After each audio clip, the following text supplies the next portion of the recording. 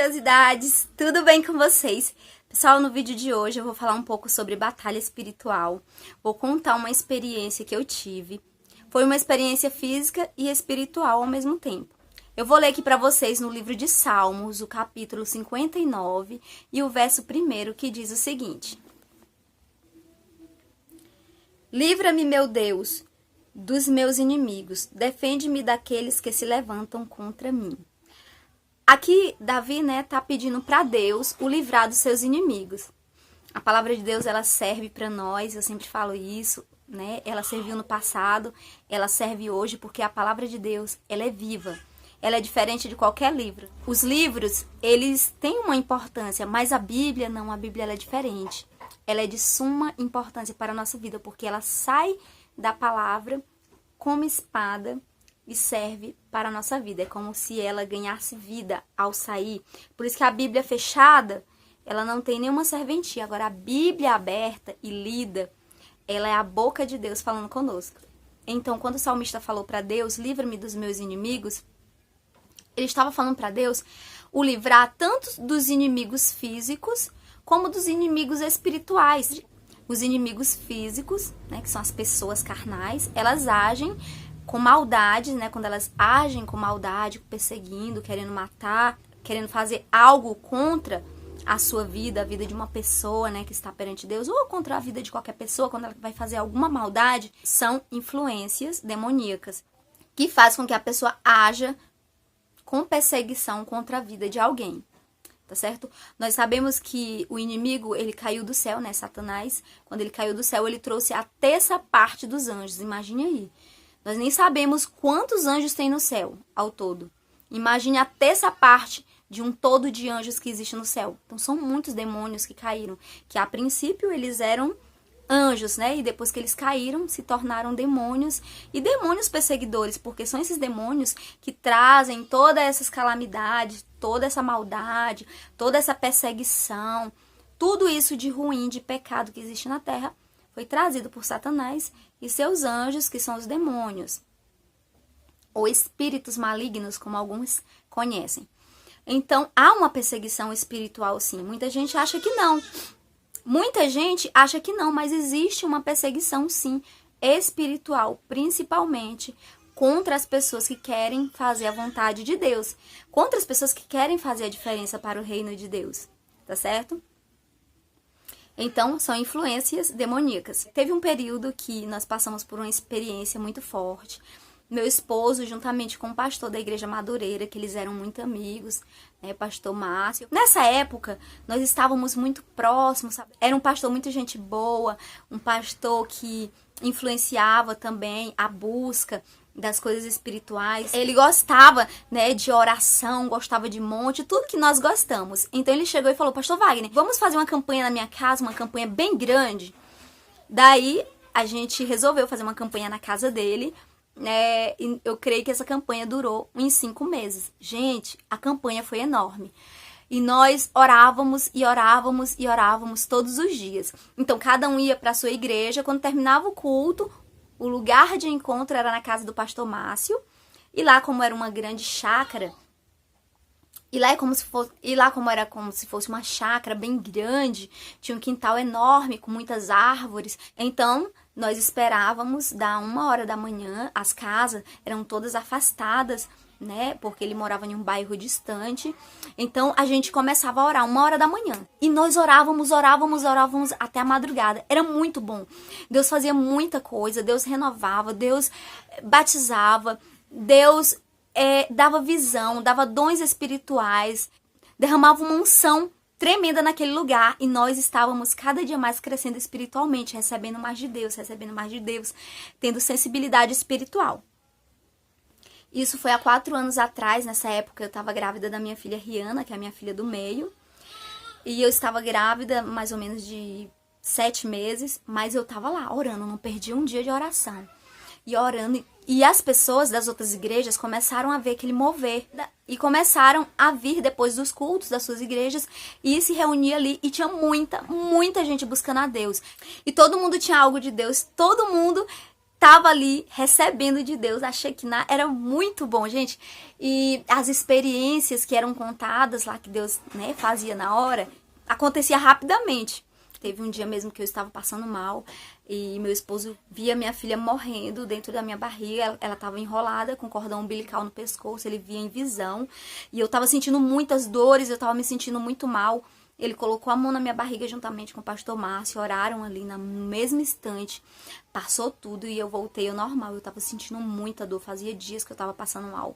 E quando estava para finalizar a campanha, então começou os levantes, né? Os primeiros levantes do inimigo foi os pastores proibindo as pessoas de orar lá, porque achava que a gente ia roubar ovelhas. Na verdade, eu falo assim, roubar, mas na verdade não é roubar, é influenciar ovelhas aí para a igreja que nós estávamos pastoreando, ou o pastor Márcio levar as ovelhas para a igreja Madureira. Mas o nosso intuito não tinha nada a ver com isso.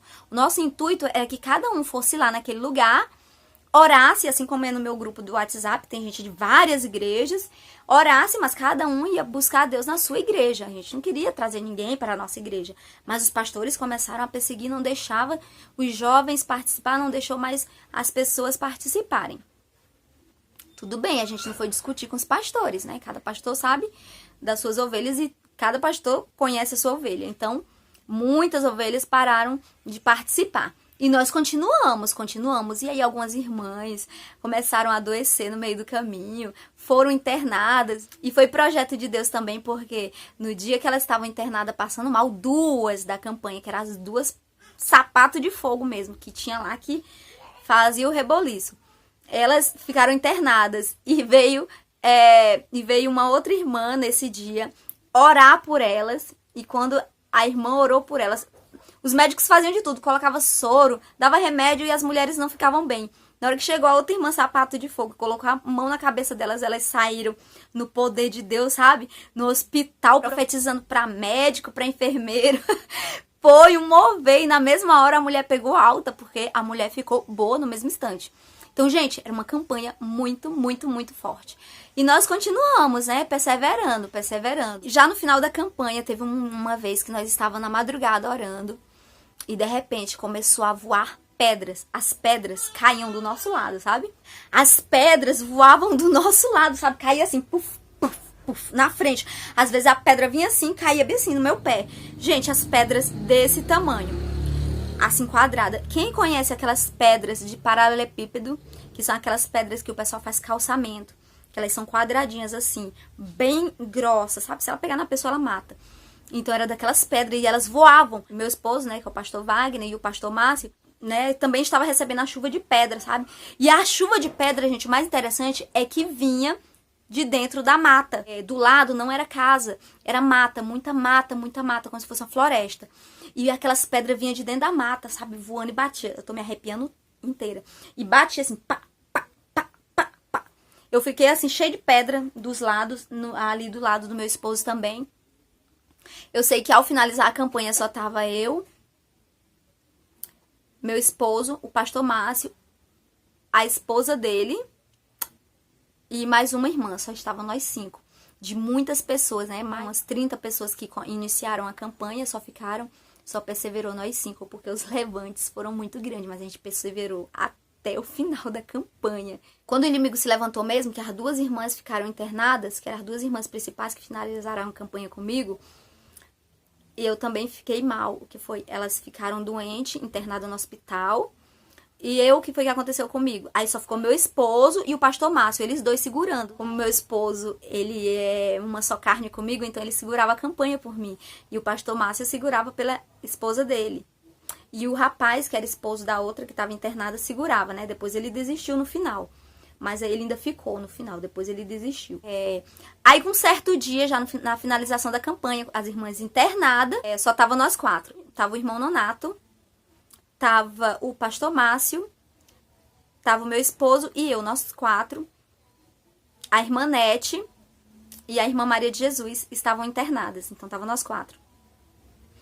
Quando estávamos nesse final de campanha, que as duas estavam internadas, o que aconteceu comigo? Eu tava indo pra escola E quando eu cheguei num determinado ponto da escola, que para chegar na minha escola, lembra que eu falei que a secretária me transferiu para uma área bem longe da cidade?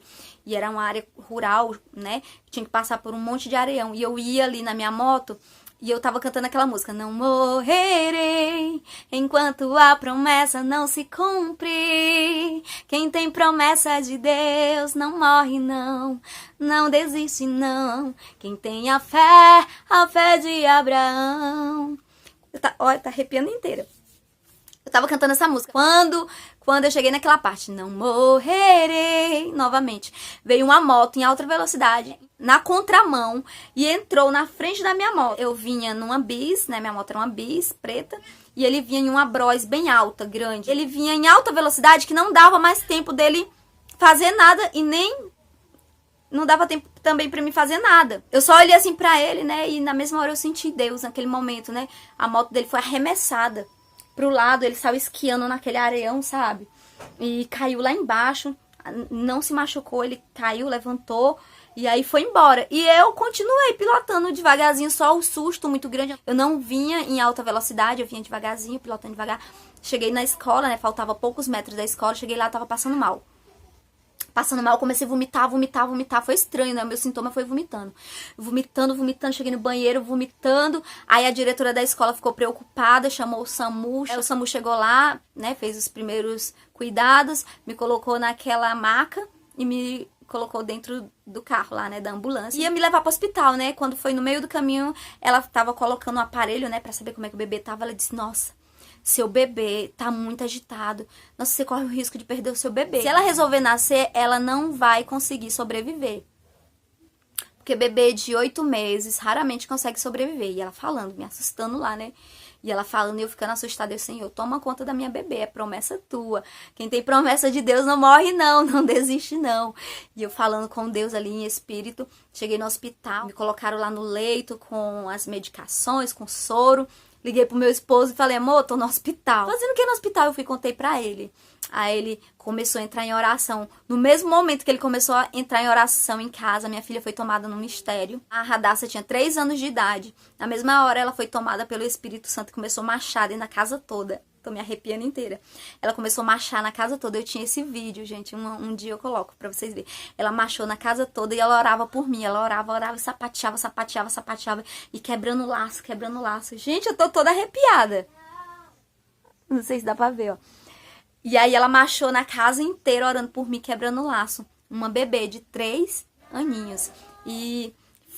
foi lindo. Depois, e o meu filho também chegou, orou junto com ela. Ela já tava sapateando na casa toda.